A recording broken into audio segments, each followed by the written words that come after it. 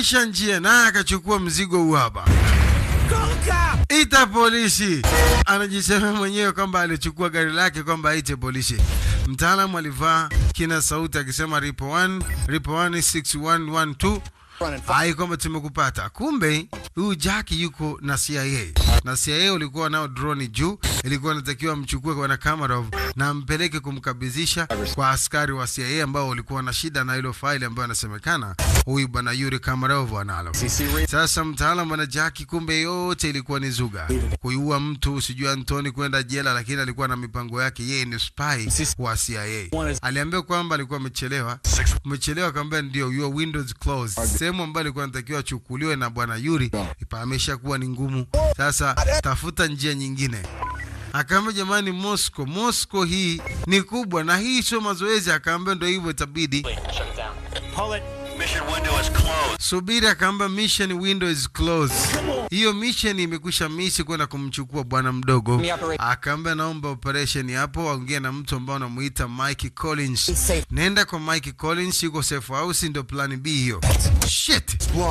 Mambo yameharibika. Ni nini anasema kwamba mkusha mfungia garden ring yake?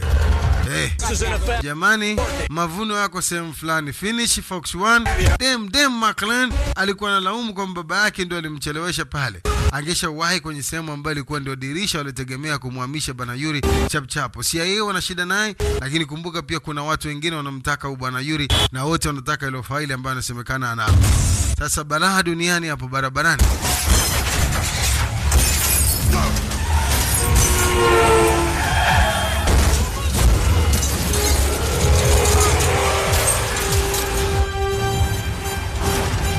Chona anakuja. Anama Jackie, sijamaliza kuongea na wewe. Anamsemesha Jackie, anamuelewa baba yake.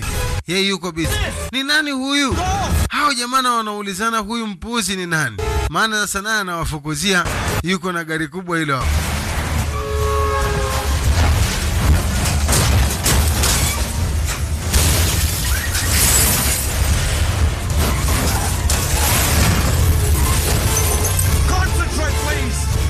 Kuwa makini tafadhali.